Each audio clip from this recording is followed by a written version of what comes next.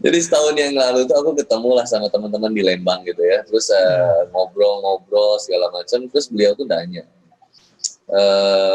Kang katanya ke aku kan bilang, Kang Bon, emang ada katanya ayat Quran yang nyuruh kita jadi aktivis lingkungan, gitu, lingkungan alam ya. Aku tuh memang kebenaran apalnya ayat itu tak. Yang lainnya kagak apal. Apal ini aja Nabi. Ayat yang itu tat, yang Quran surat Al-Baqarah ayat 20 berapa? Allazi ja'alakum syaraba sama bina'a wa anzala minas sama'i ma'an farajabi minas sama roti rizqallakum fala tas'alulillahi yang ada wa antum ta'lamun itu kan. Katanya ini tadabbur aku ya Zat. Ini ngeri luar biasa, hebatnya luar biasa. Dari hulu sampai hilir semuanya perlu dijaga sama orang-orang mukmin. Karena ini kan bagaimana seandainya kita menjadi orang yang merusak hutan akan merusak juga bagaimana kehidupan yang ada di bawah. Karena konsep air kan mengalir dari atas ke bawah kan, tidak ada air yang menyalahi fitrah kan. Ya, air mancur pun ke atas ya turun lagi ke bawah. Jadi bagaimana Allah Subhanahu wa taala meminta kita untuk kemudian menjaga apa yang ada di hulu dan apa juga yang ada di hilir. Nah, ini yang aku ingin tanyain tuh Ustaz. Itu seperti apa gambaran ayat itu sebenarnya Ustaz? Anak khawatir salah. Tadi Ana sih takjubnya ayat itu aja kalau Ana ingat. Sama percakapan Ana dulu tuh ayat Ana ingat tuh tentang itu. Silakan Ustaz Deden, ini pertanyaan dari Bandung ke Bogor. Surah Al-Baqarah ayat 22. Allazi ja'ala lakumul arda firasya was samaa'a binaa'a wa anzala minas samaa'i maa'a fa akhraja bihi minas samarati rizqan lakum.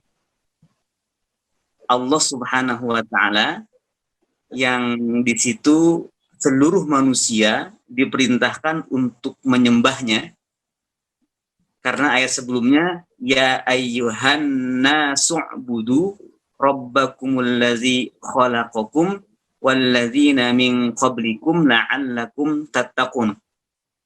Allah yang diperintahkan manusia untuk menyembahnya adalah yang telah menjadikan bumi untukmu hamparan. Firasyan itu kalau bahasa biasa santri itu firas itu kasur. Firas itu. Firas, kasur. Ya. Artinya bumi dijadikan oleh Allah Subhanahu wa taala nyaman dan aman. Ustaz Deden, bahasa Arabnya firas itu varnish. Jadi bahasa Inggrisnya ngambil dari bahasa Arab itu. Kang Boni. Gitu. Jadi varnish. Jadi kalau ada hotel atau apartemen disewakan, al-fanadik al-mafrushah. Al-firash. Varnish itu biasanya begitu. Lanjut dulu. Iya. Jadi firashan itu ya dijadikan oleh Allah Subhanahu wa taala nyaman, aman untuk dihuni, nyaman dan aman untuk dijadikan tempat berkreasi, dijadikan tempat hidup untuk membina hayatan thayyibah. Atau dalam surah Al-Mulk ayat 13 tadi itu zalulan. Jadi zalulan dengan firasyan itu dekat. Kalau zalulan itu dari segi kepatuhan atau dari segi ketundukan bumi untuk diolah manusia. Kalau firasyan ini memang tersedia ya semua fasilitas untuk manusia hidup di situ, firasyan. Nah, wa anzala minas sama'i ma'a. Allah Subhanahu wa taala menurunkan air dari langit. Bumi jadi firash, langit jadi binaan, jadi atap yang menaungi bumi. Kemudian turun air dari langit, lalu dari air itu Allah keluarkan buah-buahan yang segar untuk dimakan. Di sini Allah Subhanahu wa taala sudah menjadikan alam itu sedemikian rupa. Ya.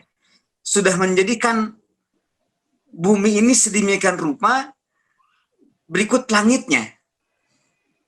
Dan orang yang bertauhid kepada Allah, orang yang bertauhid kepada Allah, yang beribadah kepada Allah adalah orang yang menjadikan langit dan bumi tetap seperti pertama Allah ciptakan. Makanya fala taj'alu lillahi andada. Janganlah sekali-kali kamu jadikan tandingan untuk Allah, karena dengan tandingan adanya tandingan Allah ini menjadikan manusia ini merusak dan alam ini jadi rusak. Fala taj'alu lillahi andada. Ini tafsir yang dihubungkan bagaimana ibadah itu yang menjaga semua yang Allah ciptakan seperti mula keadaannya. Jangan sampai ada tangan-tangan yang jahat, akhirnya kalau misalkan buminya dirusak, maka nanti akan ada, ya langitnya pun juga dirusak. Langitnya pun jadi rusak, maka hujan pun juga tidak turun. Hujan tidak turun dengan bagus, maka buah-buahan pun juga tidak akan stabil. Benar kata Kang Boni, bahwa memang ayat ini bisa dijadikan salah satu dalil untuk menjaga lingkungan atau menjaga bumi atau lindungi hutan. Saya bukan lindungi hutan juga, lindungi bumi. Lindungi bumi ya, Tat. Ini lindungi hutan dengan bertuhan. Maksudnya gitu, Tat. Bisa aja kan. Ada tangan yang paling berbahaya itu bukan tangan yang menebang pohon. Tangan yang paling berbahaya adalah tangan yang menandatangan. Nah, itu yang paling berbahaya. Oh iya, yang menandatangannya. Itu yang paling berbahaya. Ya, kalau nebangnya cuma satu pohon, tapi yang tanda tangan ini bisa satu pulau ditebang semua. Satu pulau ditebang kan? Iya, sampai habis hutan kan?